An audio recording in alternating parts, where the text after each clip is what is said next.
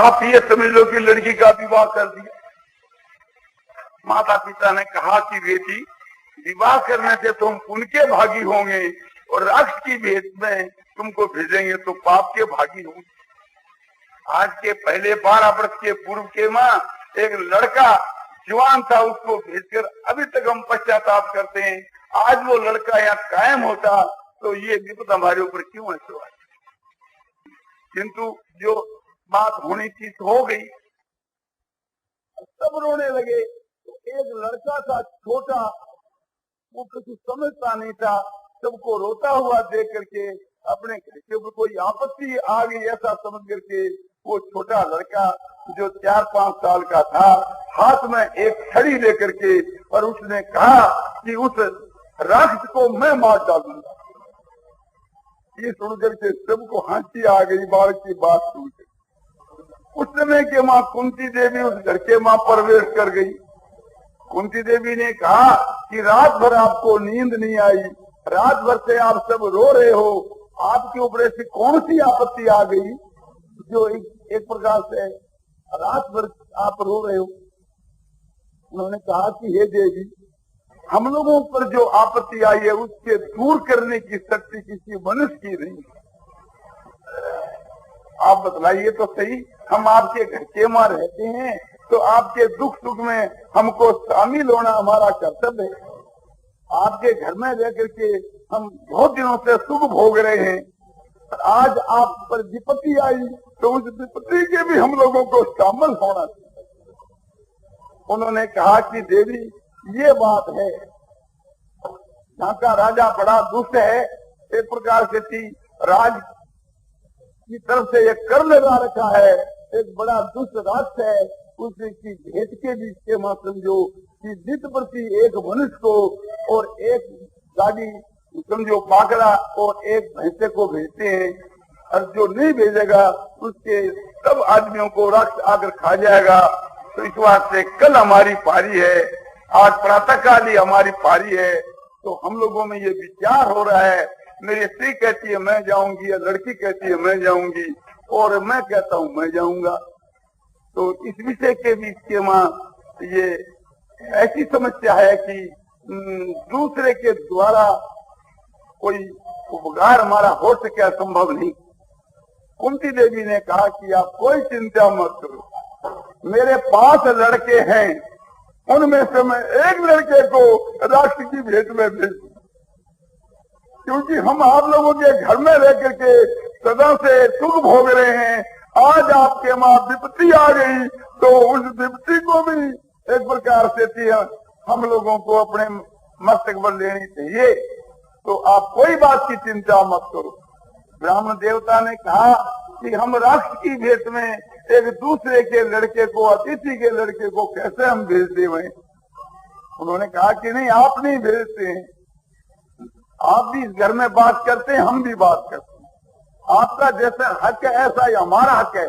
मैं मेरे लड़के को वहां भेज रही हूँ, आपको कुछ कहना नहीं होगा, और मैं अवश्य अपने लड़के को समझो कि उस राष्ट्र की भेंट में भेजूंगी। तब ये सब चुप हो गए।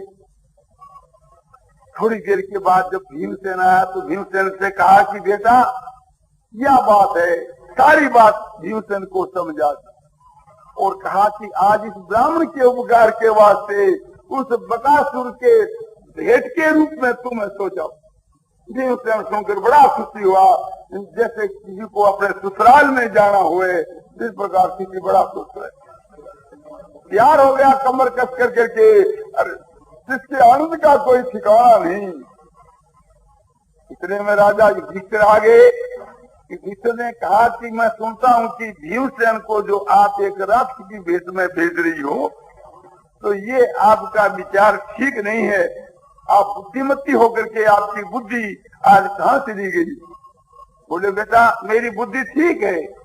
बोले नहीं, हम और तो 4 भाई हैं ना, उनमें किसी को भेज दो। माता कुंती बोली कि बेटा जब ये भीमसेन पैदा हुआ था तो मेरी गोद से एक पत्थर के ऊपर, शिला के ऊपर गिर पड़ा था, तो शिला का चूर चूर हो गया और इसके फूल की छड़ी भी नहीं आई। तो मैं ये समझती हूँ कि ये भीमसेन जाकर के उस राक्षस को मार करके के चले आओ। और तुम लोगों में किसी की भी शक्ति नहीं है कि उस राक्षस को मार करके तुम चले आओ, इसलिए मैं समझ करके भीमसेन को भेज रही हूँ। तो युधिष्ठिर ने कहा कि बहुत अच्छी बात है, ठीक। उसके बाद में भीमसेन हुआ, समझो कि एक गाड़ी पाकड़ा और उस भैंसे को लेकर वहां पहुंच गया, किंतु वहां वो राक्षस जो है तो उस समय में आया नहीं था। वो अपने 12 बजे के बाद आया करता था और भीमसेन उस दिन प्रातः काल ही चला गया। इस वास्ते उसको बड़ी जोर की भूख लगी। भूख लगने से वो राक्षस के लिए जो बाकला ले गया था, उर्द रांध करके ले गया था, वो खुद ही खाने लगे। अब खाते खाते समझो उसको समय अधिक लगती थी, उसकी खुराक बहुत ज्यादा थी। इतने के बीच के मां समझो बुर्ज से निकल के वो राक्षस जो है सो आ रहा है। अब दूर से राक्षस को देख तो भीमसेन ने लिया, किंतु खाना बंद नहीं। राक्षस ने देखा रे कि ये क्या बला है, जो मेरे लिए भोजन आया है उसको ये मूर्ख खा रहा है, इसको ये पता नहीं है कि मैं तेरे को भी खाऊंगा। तो दूर से ललकारा, किंतु भीमसेन कब सुनने वाले थे।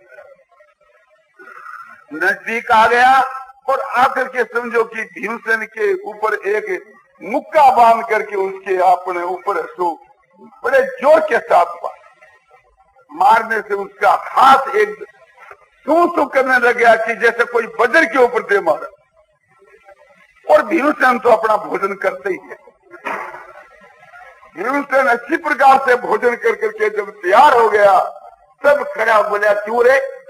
बोले तेरे को मालूम नहीं है कि एक प्रकार से थी मेरे लिए भोजन आया है और तू भी मेरा भोजन है, फिर उसको तू चीज करता है, तू उसको खाना शुरू कर दिया, ये क्या बात?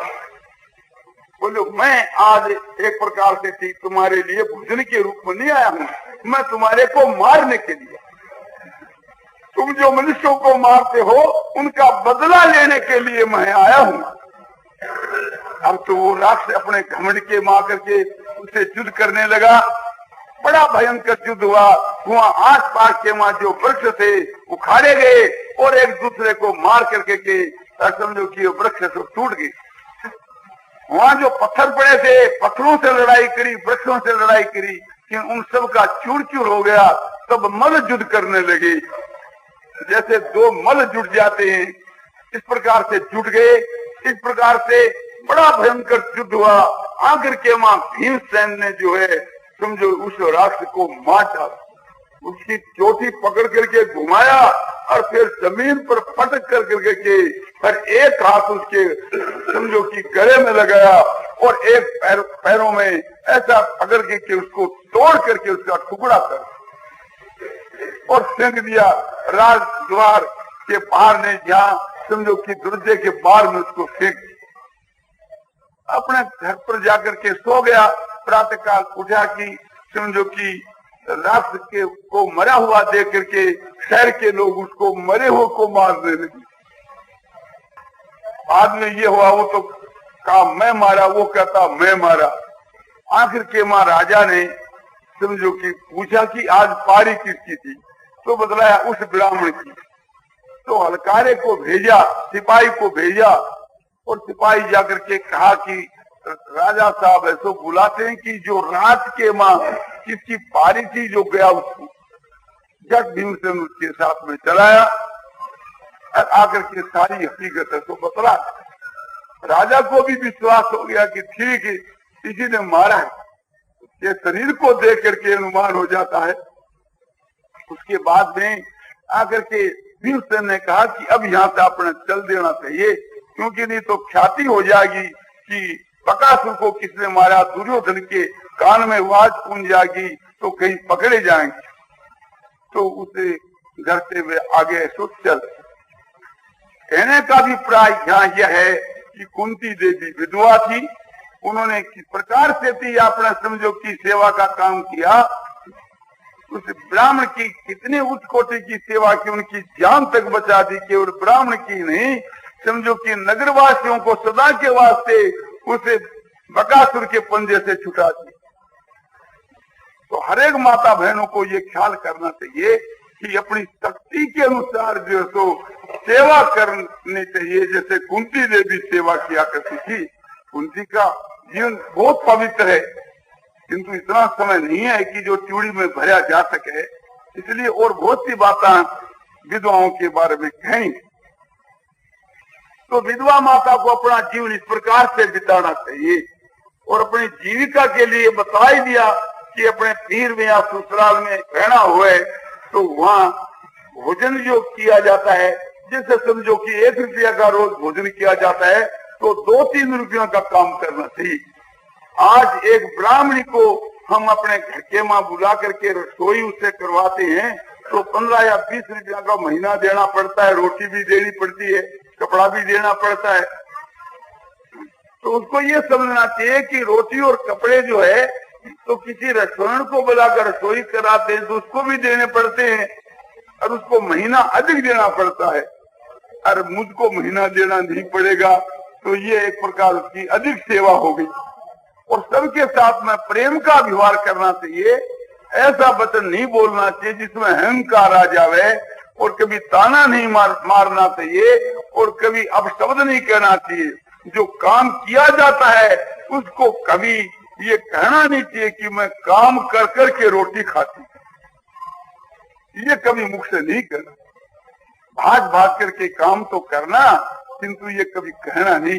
कहने से थी उसका जो महत्व नष्ट हो जाता है, उसकी सेवा का जो भाव है वो नष्ट हो जाता है। अपने को तो ये है ना, केवल भोजन के बदले में सेवा नहीं करनी है, अपनी आत्मा का कल्याण भी उससे करना है। तो सेवा करने के समय में ये भाव है कि सब में भगवान विराजमान है और मैं सबकी जो सेवा करती हूँ तो भगवान की सेवा करती हूँ। तो समझो कि वो ऋण से तो मुक्त हो ही जाती है घर में जो भोजन करती है, किंतु इस प्रकार के साधन से थी वो परम गति को प्राप्त हो जाती है। अब दूसरी बात यह है कि कोई ऐसी माता बहन है कि जिसके घर के बीच के माँ बहुत रुपये नहीं है, उसके पीर और ससुराल के माँ किसी का कोई आदमी नहीं है, कोई पीर और ससुराल वाले उसका खर्चा सहन करने के लिए उनकी सामर्थ्य नहीं है। ऐसी परिस्थिति में जो केवल एकली विधवा हुए या घर वाले बहुत गरीब हुए, ऐसी परिस्थिति में उसको क्या करना चाहिए? ऐसी परिस्थिति के मां उनको अपना परिश्रम कर करके अपने शरीर का निर्वाह करना चाहिए। परिश्रम करके कैसे? जैसे कोई वैश्य की स्त्री है तो किसी वैश्य भाई के रसोई का काम कर करके अपना जीवन बिताना चाहिए, या अपने घर के बीच के मां समझो कि जैसे अचार है, पापड़ है, अनेक प्रकार के पदार्थ बना करके और उनको बेच करके अपने समझो कि शरीर का निर्वाह कर लेना चाहिए। ऐसे मूंगों की दाल है या समझो कि चनों की दाल है या कोई प्रकार की दाल बना करके या आटा पीस करके आटे को बेच करके अपने शरीर का निर्वाह कर लेना चाहिए। जो अदब के साथ के बीच के माँ, अपनी इज्जत के साथ के बीच के माँ समझो कि अपने व्यापार कर करके या किसी प्रकार से अपनी जीविका चलाकर अपना निर्वाह कर लेना चाहिए। इसमें कोई भी दोष नहीं है। दोष है चोरी करने के बीच के माँ, और दोष है समझो कि एक मांग कर खाने के बीच के माँ। जो वैश्य जो जाति है, क्षत्रिय जो जाति है, उनका ये कर्तव्य नहीं कि एक प्रकार से हम भिक्षा मांग करके अपना निर्वाह करें या दूसरे से महीना लेकर के अपना निर्वाह करें। वो महीना ले सकती है अपने पीर वालों से और अपने ससुराल वालों से, यदि वह प्रसन्नता पूर्वक देवे तो उन घरों के मां उनका हक है। किंतु फिर भी उसको ये विचार करना है कि उनकी बदले में सेवा करके के ही महीना लेना चाहिए। ये उनके लिए एक नंबर है, इससे आत्मा शुद्ध होती है, अंतःकरण पवित्र होता है। ये उनके लिए संक्षेप से जीविका बतला दी गई। अब ये ख्याल करना है कि उन विधवा माताओं के साथ के बीच के मां हम लोगों को कैसा व्यवहार करना चाहिए, पुरुषों को कैसा व्यवहार करना चाहिए और स्वागन माताओं को उनके साथ में कैसा व्यवहार करना चाहिए। चाहिए। सुहागन माताओं को उनके साथ के माँ, जैसे अपने जो अपनी लड़की है या अपनी कोई बहन है या अपनी कोई माँ है, उनके साथ में जैसा व्यवहार होता है उनसे भी बढ़ करके उनके साथ में प्रेम का व्यवहार करना चाहिए। वो विधवा जो बहन यदि छोटी अवस्था के बीच के माँ है और वो घर की स्त्रियाँ बड़ी है, सुहागन स्त्रियाँ, तो अपनी पुत्री से भी बढ़ करके के उसके साथ में प्रेम करना चाहिए। अपनी कोई लड़की है उसके साथ में जब व्यवहार होता है तो उससे बढ़कर उसके साथ में व्यवहार करना चाहिए। कोई बंटवारा हुए तो उस विधवा बहन को अधिक देना चाहिए और अपनी लड़की को थोड़ा देना चाहिए। विधवा बहन को बढ़िया चीज देनी चाहिए और वो चीज पहले देनी चाहिए। कोई भी खाने पहनने की चीज होए ऐसा व्यवहार करना चाहिए। इस बात पर विशेष ध्यान रखना चाहिए कि सुहागन स्त्री के द्वारा कहीं विधवा स्त्री को दुख न हो जावे। सुहागन स्त्री जो ताना मार देती है या उसको गिना देती है या उसकी सेवा कर करके और कह देती है मैं तुम्हारी सेवा करती हूँ, तुम हमारे घर के माँ समझो कि आपने पलती हो, इस प्रकार से कोई बात उसको दुखती कह देती है या उनकी सेवा करके और समझो कि उसको ताना मारती है, गिना देती है या उसको समझो कि कठोर वचन कहती है, क्रोध करती है, इस प्रकार का व्यवहार करती है कि जिस व्यवहार से थी वो विधवा बहन जो है उसके दुख होता है, उसके नेत्रों में आंसू आ जाते हैं। तो उसको दुख देने वाली सुहागन जो बहन है वो मर करके नरक में जाती है, या तो उसको इस लोक के बीच के वहां दंड मिल जाता है, उसके बदले में वह भी विधवा हो जाती है, और नहीं तो मर करके घोर नरक के वहां सो जाती। इस बात को ध्यान में रख कर करके हरेक समझो विधवा माता बहनों को ये ख्याल रखना चाहिए कि किसी को श्राप नहीं देना, किसी को दूषित नहीं देनी, कोई तुम्हारे को कष्ट नहीं देवे तो ये दिल से कभी श्राप नहीं देना कि मुझको कष्ट देने वाली या सुहागन स्त्री विधवा हो जावे। ये दिल में भाव कभी नहीं रहना। ये समझना चाहिए कि मैं जो विधवा हूँ मुझको कितना भारी दुख है, इसी प्रकार या भी दुखिया हो जाएगी तो मुझको इसमें क्या लाभ होगा। आपको ध्यान देना चाहिए कि द्रौपदी जो है उनके 5 पुत्रों को अश्वत्थामा ने मार डाला था, किंतु वो दुखिया होगी इसके दुख को देख करके अर्जुन और भीम समझो कि अश्वत्थामा को पकड़ने के वास्ते गए और पकड़ लाए और जाकर के पूछा कि क्या किया जावे, तो द्रौपदी ने यही राय दी कि इसको जान से नहीं मार। जैसे मैं अपने पुत्रों के लिए रोती हूँ इसी प्रकार से अश्वत्थामा की माँ इस अश्वत्थामा के लिए रोएगी। अरे इसके मारने से मेरे पुत्र कोई वापिस नहीं आवेंगे, इसलिए इसको जान से नहीं मारना।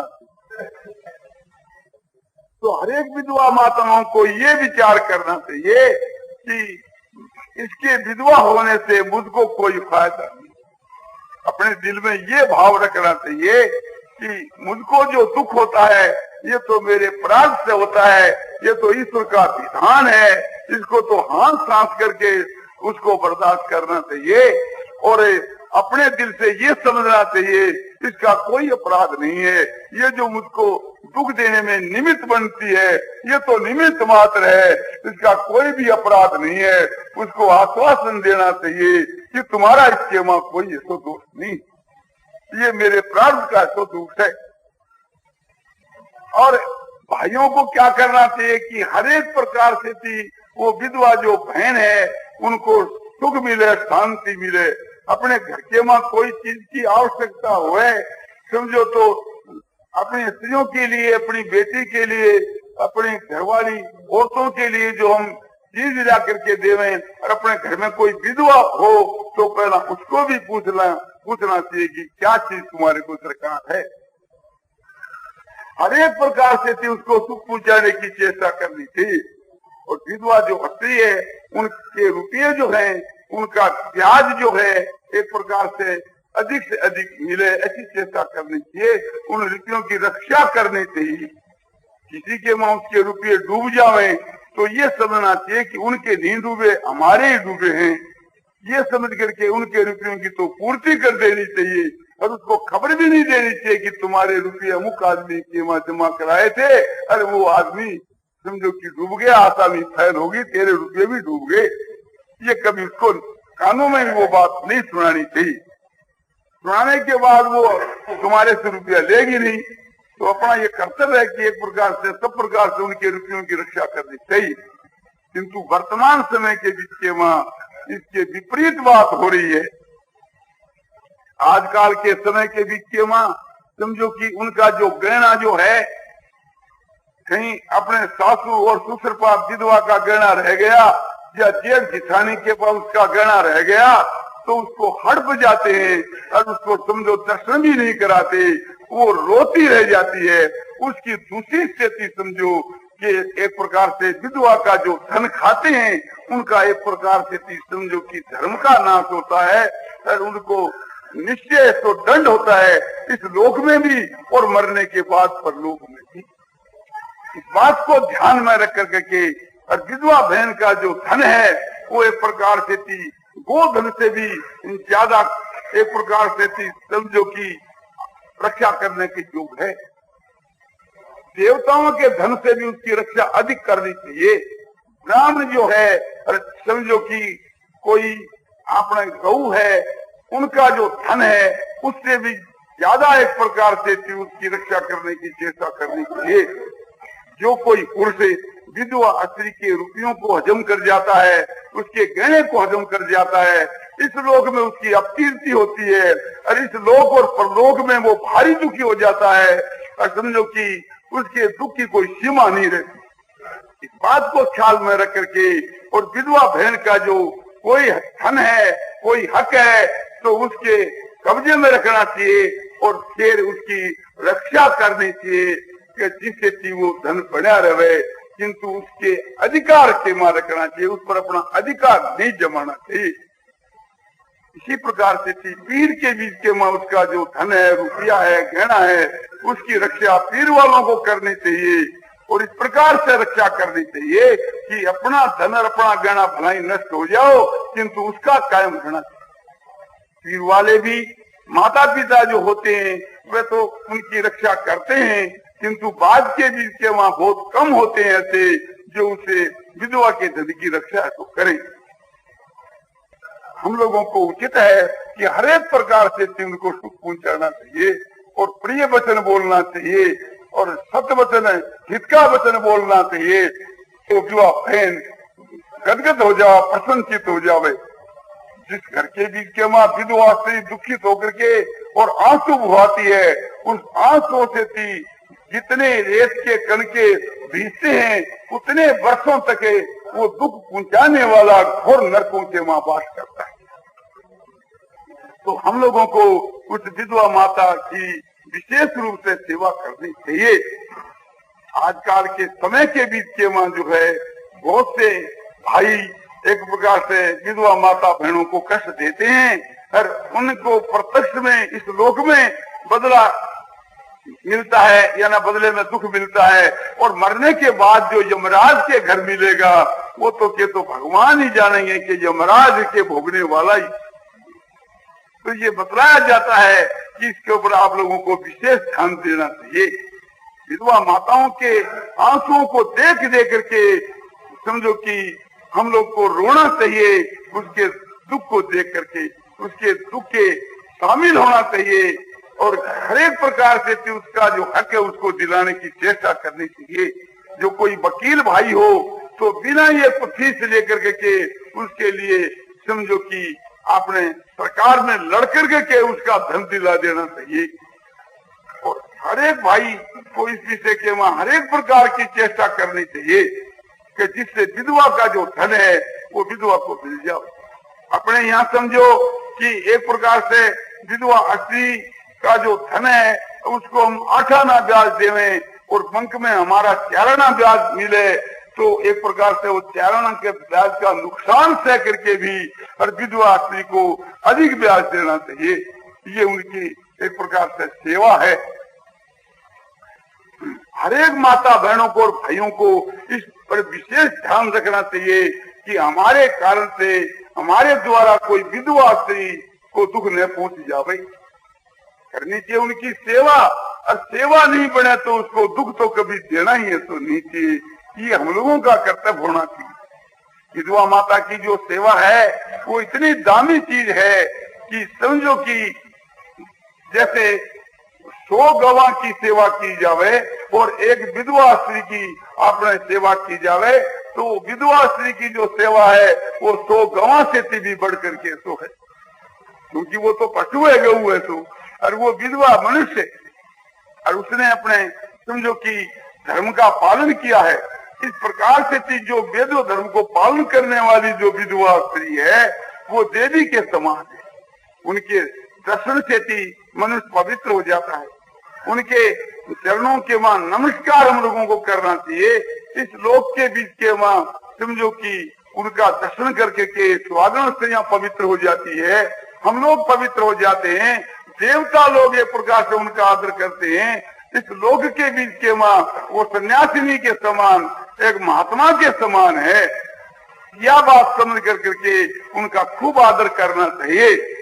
आप याद रखो कि भोग भोगने वाली जो एक सुहागन स्त्री है उसका जो इस संसार के वहां जो आदर है उससे अधिक आदर विधवा स्त्री का होना चाहिए। हम लोग जो ये विचार करते हैं कि कोई मांगलिक काम के वहां विधवा स्त्री को नहीं बुलाना चाहिए, ये उसका अपमान करना है।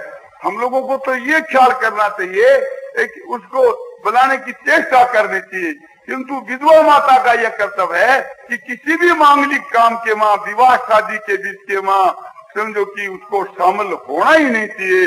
उसको समझना चाहिए कि ये तेरे लिए कलंक है।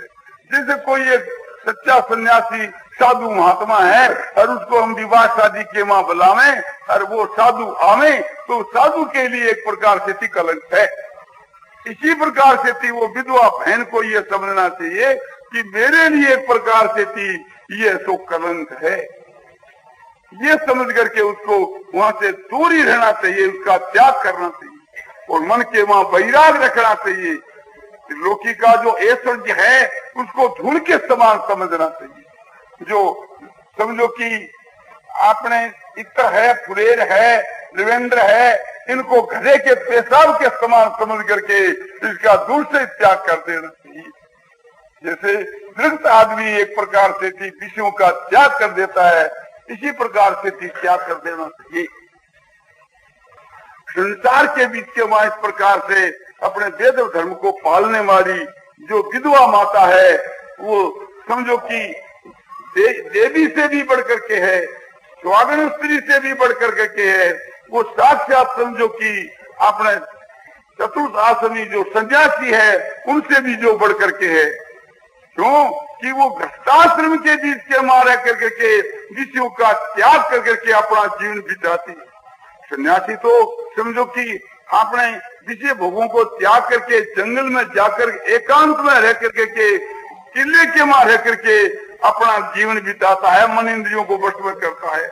और वो एक प्रकार से घर के मां, घर के बीच के मां रह करके के खुले मैदान में रह करके और कामदेव के मस्तक के ऊपर लात मारती है और वो घर के बीच के मां रह करके विषयों को त्याग करके के अपना जीवन बिताती है। मन और इंद्रियों को वश में करके तपस्या के मां अपना जीवन बिताती है। उसको धन है, उसके माता पिता को धन है। जो विधवा स्त्रियों के धर्म के विषय का ये व्याख्यान आज मिति जेठ सुदी 2 शनिवार सम्मत 2010 तारीख 13 जून सन 1953 को श्री जयदयाल जी गोविंदका ने ऋषि के स्वर्गाश्रम गीता भवन के हाल में करीब 6:15 बजे दिया।